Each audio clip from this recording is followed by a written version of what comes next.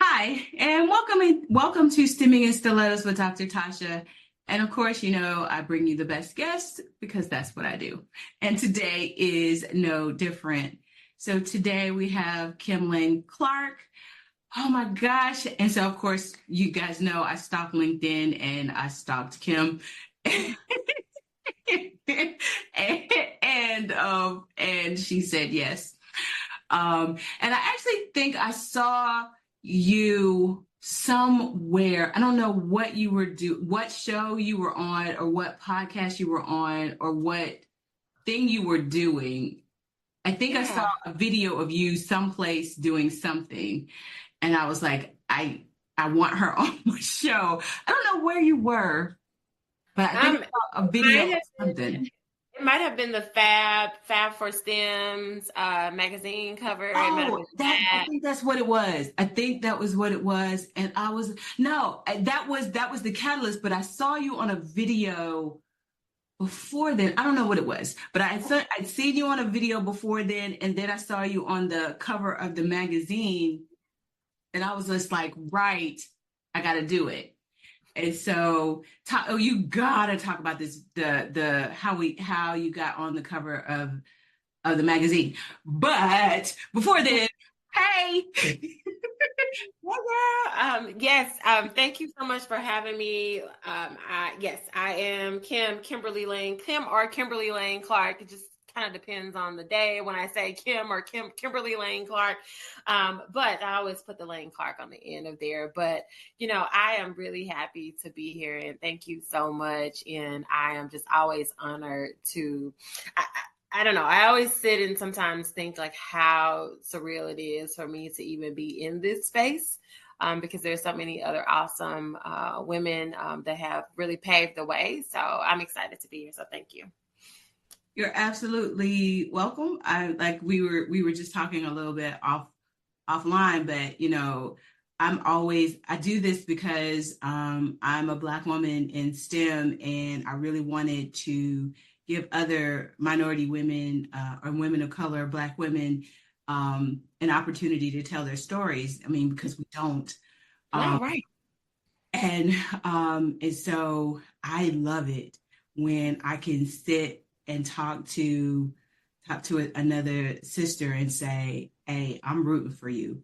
And I want to give you a platform so we can get you out into a bigger platform or a bigger audience so people can know you.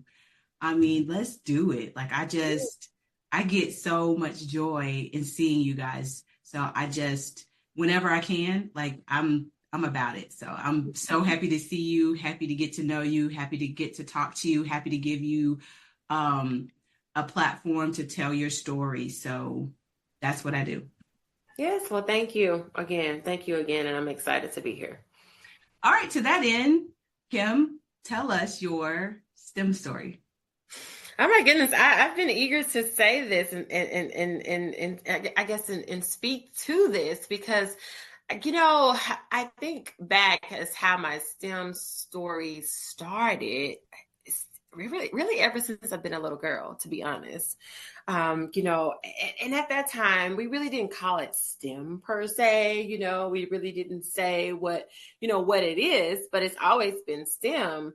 And so I remember just being a little girl, just intrigued with pagers at that time. And so I'm dating myself to all the people that are listening in. And I don't know if any young ladies are listening in that knows what a pager is, but recently my friend sent me a picture. And I guess we were like sitting on the couch. It was the summertime, and I had like this little green pager on one side and a blue pager on the other side. And I said, "Girl, where did you get this picture from?" But I was always intrigued as to how it worked, how it operated, because I was just like, how is this even possible? At that time, technology was advancing very rapidly. Yeah. And so when I think about my STEM story, it started, just being curious. And that's what, we want young girls to be in this day and age, or anyone, to begin being curious. But then my mom, kind of got a whiff of that and saying, okay, well, you're curious, so let me, invite you to these opportunities. And so I think about like the 4-H club and, the Boys and Girls Clubs, and being able to be involved and putting me in front of mentors. For instance, I always knew I wanted to be a teacher, but kind of in junior high school, I realized that I wanted to, really start in integrating myself with the technology piece of it. And that really wasn't something where there were classes of technology integration or STEM integration. And so I remember taking this ICT class, and this was kind of fast forwarding, getting into college, but taking this ICT class and taking this STEM class when it was really unheard of then.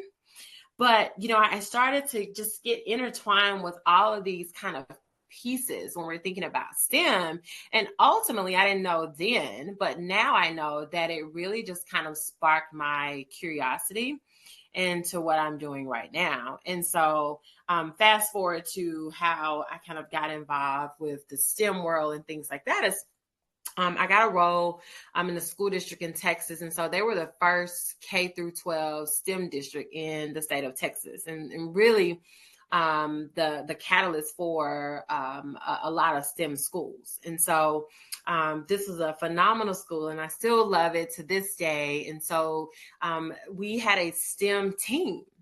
And so I was one of the blended learning specialists on this team. It was 3 of us. And we got to build a car with our students. Yeah. And a real car, like a car that was Car. yes, a car.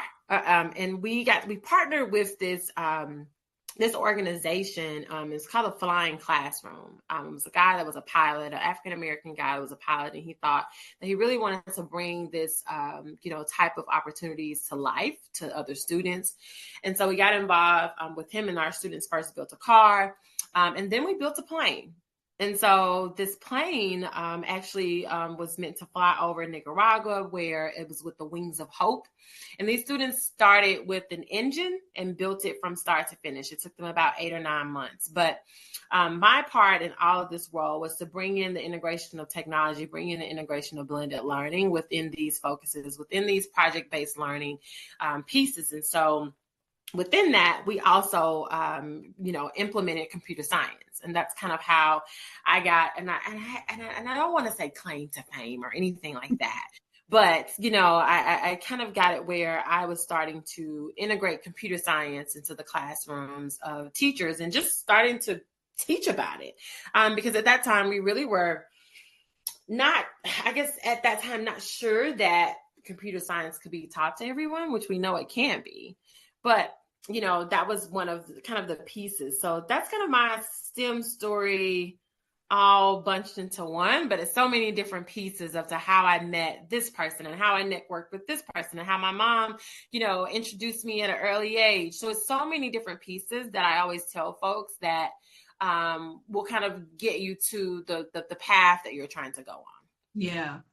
I love that. There's so many pieces to this, right? So I wanna go back if I can to like when you first so I've got questions about this pager. I got it. I don't know why, but like I'm curious because I'm curious about this pager for 2 reasons. One, I don't know why, but like, was it the one that was like, because there was the clear see-through one. So you remember you put the cases on there? That's the one I had. So that's why I said I had a green one. And I remember I had like on the picture that my friend sent me. And I was like laying on the couch. It was summertime and we were all just there. And I had like 2 pages. Just like, girl, look at those pages. So I was just intrigued as to how it worked. But also, obviously, at the time I wanted a pager too. Yeah. But it's just was that. But that's the kind of pager it was. The ones that I don't know clear. why. In my mind, I was like, oh, I gotta know. I gotta know what that pager looked like. Because of course everybody had you had that black one, right? And it like, okay, that was boring, right? But then you were doing if you had the clear one. I mean, you was special if you had the clear one, Yeah. like, so anyway, I'm sorry, we were straight up dating ourselves with that moment. Mm-hmm. but I had to ask it. But secondly, before our listening audience, before there were cell phones, there were pagers, people, right? There were these things called pagers where you could actually put your number in there and it would Mm-hmm. go to another person and that would tell you that someone was trying to contact you. And it was usually you had to like call them back. You had to go to Phone. an actual landline and call that person back because that meant there was an emergency, right? There was something happening that you had to contact that person. Mm-hmm. Okay, that's what a pager was. You was being paged. Somebody was trying to contact you and you needed to get in contact with them. So that was their way of saying, contact me right now. Okay. Yes, there were special codes that you would put in to know Correct. whether or not if it was an emergency or they just wanted to speak with you, and you would go to the payphone and look at your pager and put that number in. Correct. So before there were cell phones, there were pagers. And so that was pre cell phone stuff. So I can get the fascination. I too was very fascinated by like how does that work? Like how are they able to do that? And like what are these numbers? And then Mm-hmm. there was the one where like you could, oh God, what was the game you could play on? Well, that was actually, I think it was the Nokia, right? yeah. Snake. It was. I think. What are you playing? Yes, Snake. it was Yeah. this. Oh gosh, Mm-hmm. had me riveted for hours, right? Yes, yes, yes. That one was amazing also. But just the part of the curiosity that I think a lot of kids have, but they might not sure what questions to ask Right. or where to start. Now, there's YouTube and there's TikTok and there's Right. Instagram. There's so many places that you can go and get your answers, but we just had the encyclopedia.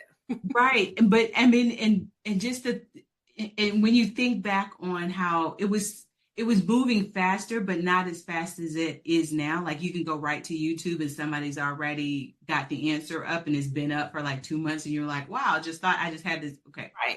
Right. It didn't move that fast, right? So when we had a question, we couldn't go to a YouTube because YouTube hadn't been invented, right? Right.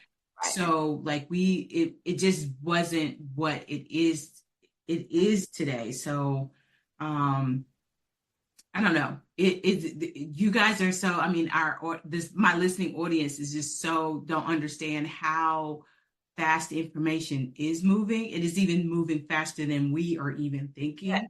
It changes. It changes. It changes so fast, and that's why it's so important, to stay on top of different, certifications and just stay on top of different. I mean, I like subscribe to so many different articles and things just because To I stay would. up. Oh, just to stay up on the technology, even though I'm in technology, but I still need to know what's happening because things happen so fast, and So let me ask another question as a moving forward. And I know I'm going back and forth, but I have so many questions. So as a teacher Mhm. and as a going into computers, I have mixed emotions. Okay, so because I'm a teacher also. I'm an engineer, but I'm also a teacher. Mhm. Um, and I'm in Georgia. And so Georgia has made it mandatory that computer science be taught in every single grade, Yeah. right? Mhm. Which I agree with. However, what they have not done a good job of is making it is having enough teachers to actually do the train or having enough trainers to actually do this training for teachers.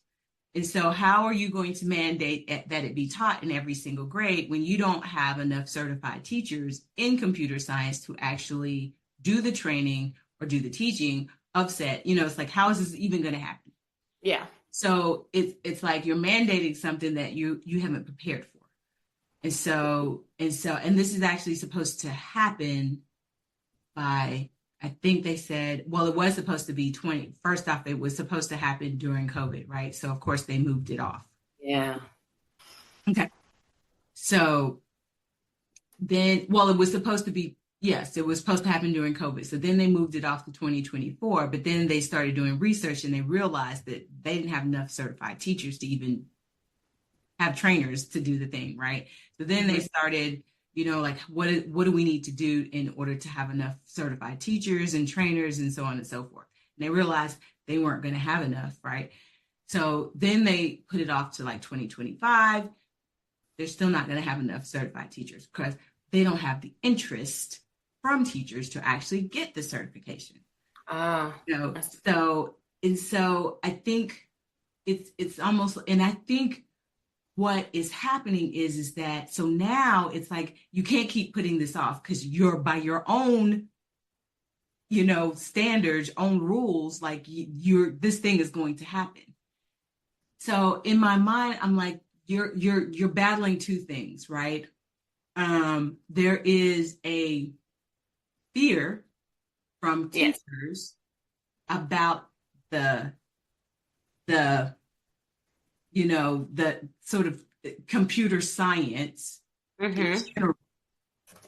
And then there is, so there's that. So you got to overcome this fear that teachers have of computer science.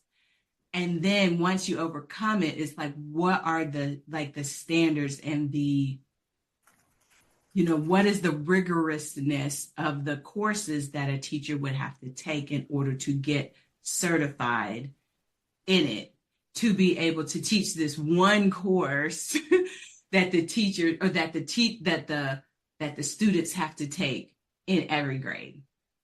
So, and one thing that, I think we will agree, when I was an educator and just even when I was in central office as well, before I moved into my new role that I'm in now, a lot of the initiatives that we bring, that I see that we bring, we notice that there's not either enough time, there's not enough, staff, there's not enough resources to bring on these initiatives. And so that's one thing that I was really adamant about, when I was in my role, to make sure that teachers felt comfortable in teaching whatever is. And so I think now we're in an age of AI as well. And Yep. so what computer science is that, that it's that background that you're needing when we're thinking about, generative AI, computer science is the Yep. back piece of it that's running it. And so one thing that, I would just, my advice, for educators is, although, they might be afraid of the unknown, which I get, there's something, if I'm a educator that has been teaching, let's just say math to fifth graders for all of my career, and I've been teaching for 25 years, to bring something that is totally new that I'm going to have to possibly get a certification on is very scary. Yep. And so one thing that, I recommend is, just taking some, like for instance, code.org, Google CS First. These are like the basic foundation courses that are free online that you can take just to kind of see what it is and see how it's there. And so, and I understand that you said that what Georgia is doing, the teachers actually have to be certified, or they just have to teach computer science in general? I thought what Georgia was doing at first, they were the teachers, they wanted at least a certified teacher in every building to be able to teach, and in every grade to be able to teach. No, I don't even know if it was in every grade. They wanted one certified CS teacher in every school to be able to teach teach the CS course or I CS think classes. also some of the initiatives that, like for instance, Texas, I see Texas, they have where they're paying teachers to become certified. They're paying them to either go through the course. Once they get through the course, they give them while they're in the course, they give them a stipend. And then once they get out of the course, they provide a stipend as well for them to take the exam. They help them take the exam. That's where teachers feel that they're valued. They feel Yeah. that they can move forward, and they have the resources and the backing of their schools to be able to get that. So hopefully, that there are folks that are being put in place to be able to roll that out. And as an educator, I always say to be an advocate, an advocate where you are advocating for the needs of because ultimately this is for our students. This is for our students to be able to learn, because I am a firm believer, although everyone is not going to be a computer scientist, everyone is not going to be, in a STEM major, they still need to have the understanding of it. They still need to know. Agreed. I agree with that. I think I don't even know if I'm going to call it an issue is that I think the way in which it was rolled out, it wasn't, I don't know if I want to say it wasn't teacher centric, right? Not to say that it needed to be, but I don't think it was teacher considerate. That's a better term, right? In the sense, like, I get you want, at this point, what one of the things that COVID did was it showed the deficiencies, right? Like, teachers weren't necessarily the best as it related to technology. It showed that kids weren't the best in technology also, right? So we already knew that there was a divide, but COVID showed us that there was what the divide was, right? Okay, but it also gave us an opportunity and said, okay, well, how can we now, with this new knowledge, what can we do to enhance and Yeah. fix, in terms of, like, if fix is the word, what we now know is a situation, right? And so instead of it being, this is an opportunity. So I think that Georgia sometimes, and I feel like I can talk about my state, I live here. Um, is that Georgia, instead of looking at things as opportunities, is like always a problem, right? And so it's like, no, this is an opportunity. So, like, let's look at this opportunity as a way in which we can help teachers and teachers and students together. Together, they can, this is a way for us to enhance learning for both. And so I think teachers felt blamed, and and students were just like, hey, which way do we go?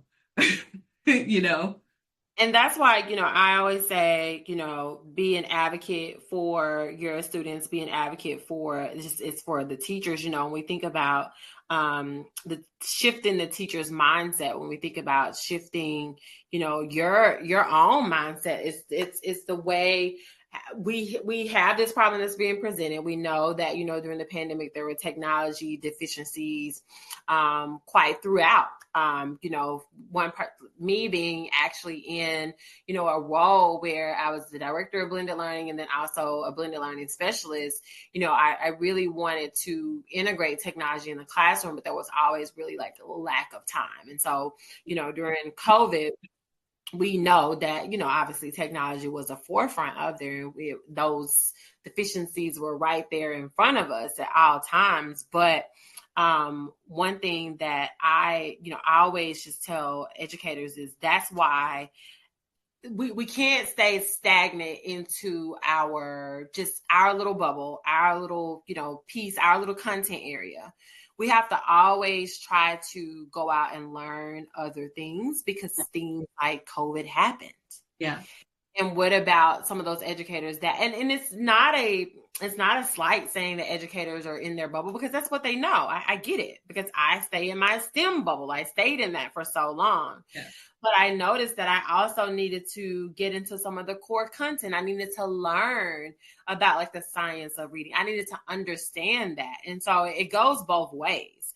And so I just think also with us, when we're presenting with these problems, we either take them as, a way that we're going to say, you know what, this is going to be the issue, our students, or can we just put our students in mind and try to figure out a way that we can shed some light on it, but also have that solution as well. Like, what is a solution to it? And sometimes we can't fix it. Sometimes it starts maybe in the Department of Ed, but what we can do is, I don't know if you've heard of egg camps before, but they're just like these, yeah. So like these egg camps, like I just think egg camps are just amazing because it's just about what educators want to learn. You're afraid to learn it. You might not know about it, but then, hey, let me create this egg camp. And egg camps are older, but it's so many different ways that you can just kind of spin up these ideas to learn about together.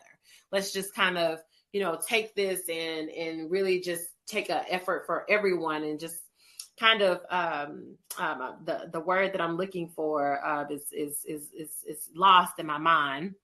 But where people are just seeding content everywhere and people are just kind of grass through that. I love that. So, okay, another question for you is, well, this is kind of a switch. So, like, I really want to talk about, so you moved from the classroom to, well, you moved from sort of schools to doing sort of consultant work in a sense, but so like, what are you doing now? Yeah. So that's something that is in actually my educator elevation guide. I call it like a guide because it's something really easy to read, but people are always asking that question. And I'm always like, okay, well, this is what you do, or this is how I did it. And so I taught in the classroom, I taught STEM technology classes for about 11 years. And so I taught everything from like business education, arts and animation, STEM, any type of like internet computing classes, anything and all of things of the above. And so when I was doing that, I also realized that I started, just kind of going around to classes and helping teachers if they were having issues with maybe let's just say their projector, or they're like, you know what, I really want to implement blogs. Let's just say kid blog was big then. And so I want to integrate blogging into the classroom. And I started just really helping teachers. And I realized that was like something that I really love to do. Like I really love integrating and helping teachers integrate technology into the classroom. So I started seeking out, roles where I was either a coach, technology coach, coordinator, things like that. And so I got into a role where I was a campus technology coordinator. Then I moved to blended learning specialist throughout the years. And so I stopped teaching altogether and went to kind of central office. And then I moved to a director of blended learning.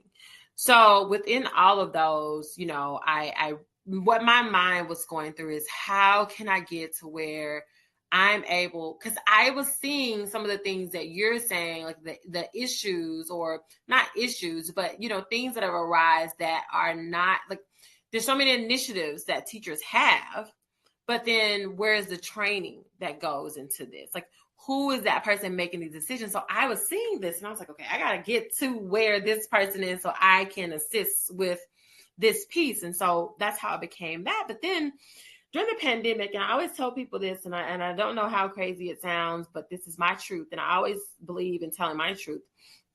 I said to myself, I'm really like smarter than what I thought I was. Like I didn't know that then. And I know this sounds like, weird, but I'm like, okay. Doesn't it's true. Like it doesn't mean that but just what I was doing, I realized that I could take this of what I'm doing. I was able to take an entire school district online in 3 weeks, in March 2020, and I had no idea, no one knew what to do. And so to be able to take that and create an entire curriculum online and all these pieces and lead this, I wanted to be able to take that globally. And so reach students globally, reach educators globally. And so now I'm the educator advocacy lead. And so for a tech company. And so all of this is what I get to work on a day-to-day basis. And I get to work on and be that advocacy for an educator, the advocate for educators for some of the software that's being used by millions of teachers and students and, staff all over the world.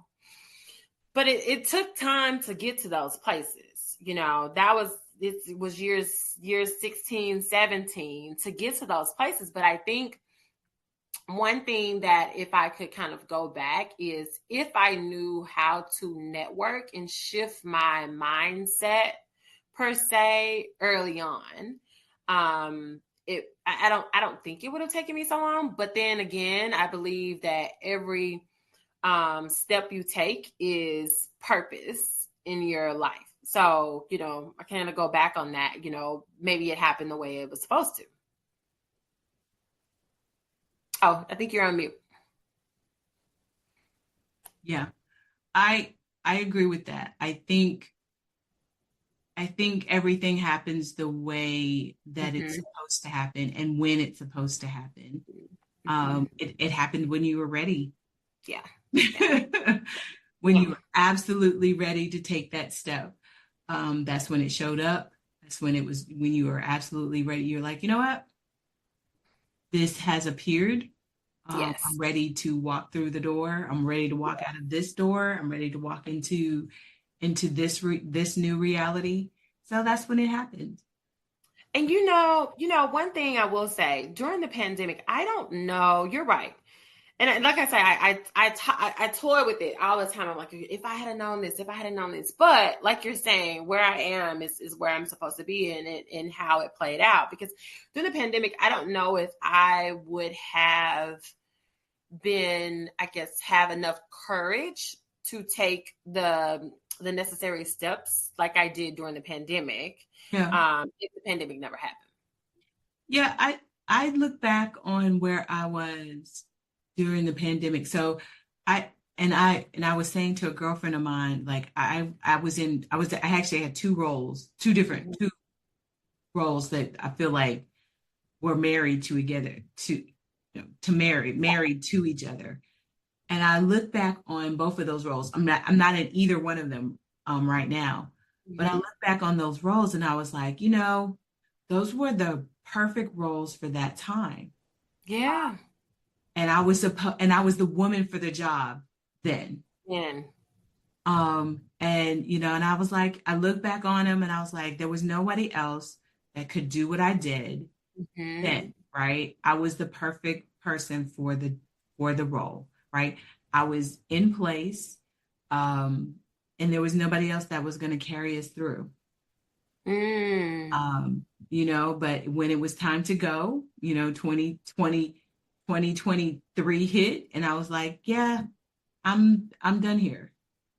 I mean, there's like, I took us through the pandemic. I took us out of the pandemic. I set us up for us to I actually trained my replacement and I was literally, I went to my boss and I was just like, hey, I'm resigning at the end of the year. And he didn't believe me. He thought I was like, no, no, no, I'm serious. I'm like dead serious. I'm resigning and this is who you're going to hire.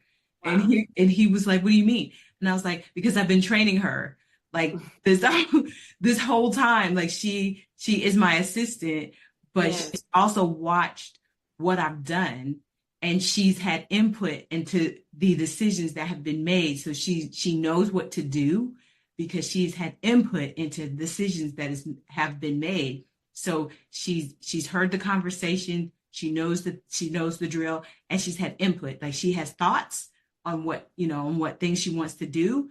You need to have conversation. Like 6 months before I left, you need to have conversations with her. Wow. Seriously, you need to get to know her.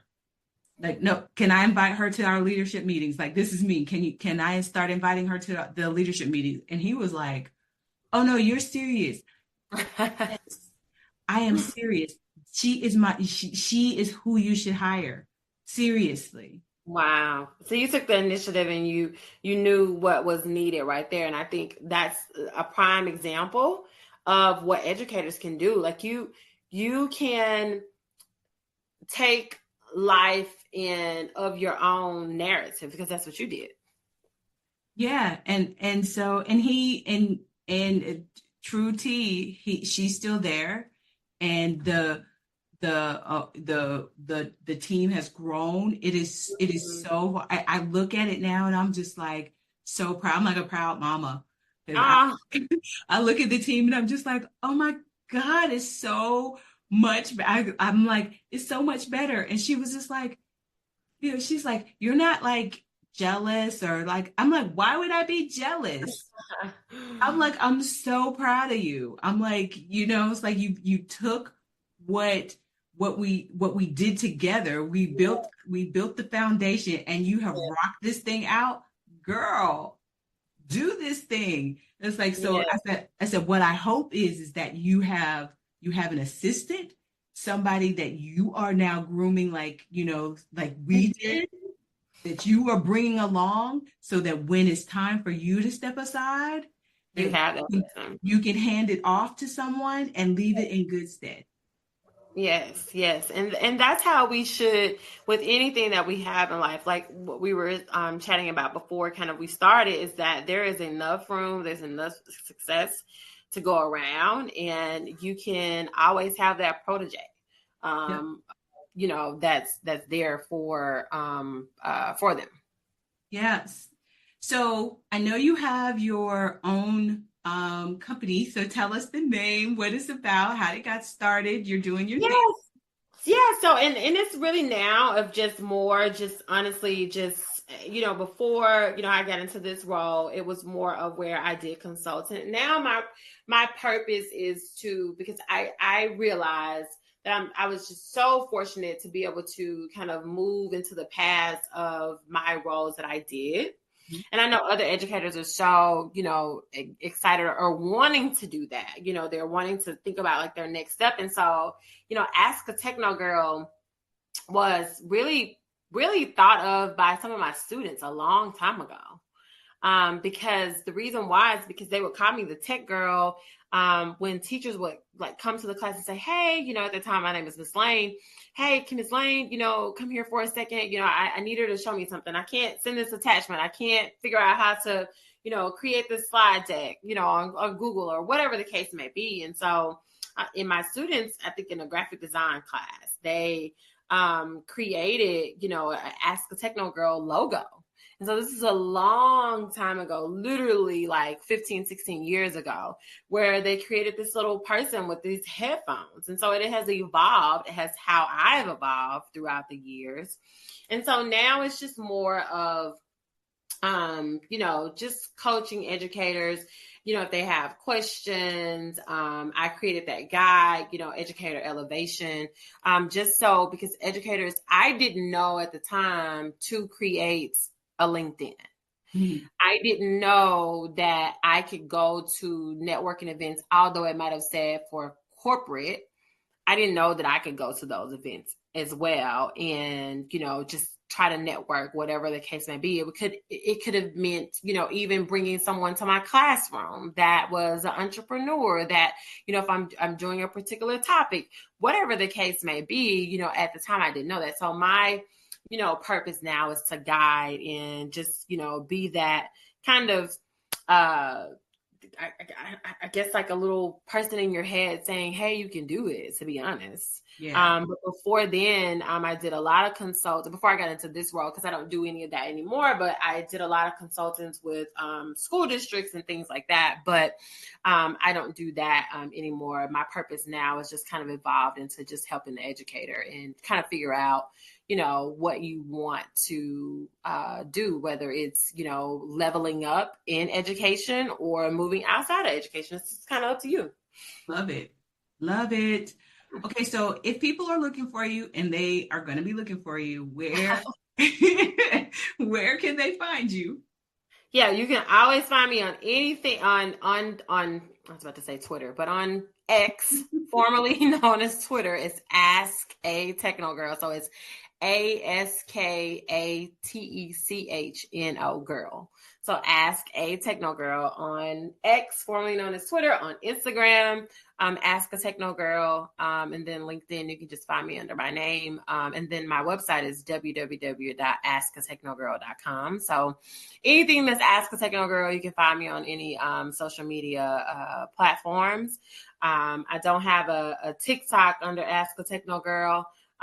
TikTok kind of came about before my time in terms of that, but I will be creating one. So I was gonna say, girl, you gotta get on. I know, Gotta I get know, on the I TikTok, know, like the old people I know, say. I know. We're in the Gotta get TikTok on the era. TikTok. Yeah, we're in the TikTok era, and there's a lot of educators that create amazing TikToks. Actually, They um, do. They yeah, are. They are on there. yes, they are. Okay. All right. So guess what, you guys? All of her social media handles will be in the show notes. So you have to check the show notes. Um, Yes. so I will repeat, and her website will be in the show notes. So you have to check the show notes. Mhm. Thank you, educator. Anderson, thank you for That is reiterating. that is correct. You have to check the show notes. All right. So I have one last question for you. Yes. And this is the question that we ask every single guest on every single show. Mm-hmm. And it is, if you could travel back through time and talk to your younger self, what Mm. advice would you give her and why? So stop worrying. Mm, I spent a lot of time worrying what other people thought.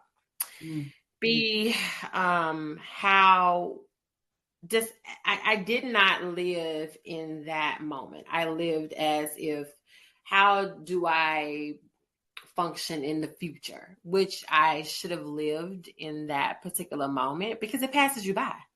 yeah. And you don't realize it until you have regrets afterwards. Like, but like we said before, everything that happens for a reason. But one thing that I always just remembered is just not to worry, not to worry. Live in the moment and cherish those moments at that particular time as to how they are, and learn the lesson. Like sometimes we don't learn the lessons until afterwards. We don't realize that they're lessons. And we keep, like my mom used to say, you keep bumping your head. I'm from Mississippi. So you keep bumping your head, you keep bumping your head. And so I think if I learned those lessons, it would have been a little bit easier. Mm, felt that one. Yeah. Mhm. I felt that one. That's learn the lessons. That one, Mhm. sometimes that one, that's the hard ones. And acknowledge them. Sometimes we don't acknowledge them either. So sorry if you hear my dog. All right, y'all. That concludes today's episodes of Stimming in Stilettos with Dr. Tasha. I of course bring you great guests, and today is no different. Thank you, Kim, for just agreeing to be on the show. Loved Yes, thank you. you. This is amazing. Thank you so much for having me. I appreciate it. And everyone out there, you are great and you are worthy. Oof, love that. All right, you guys, as we end today's episode, as I end every show, you guys keep yourselves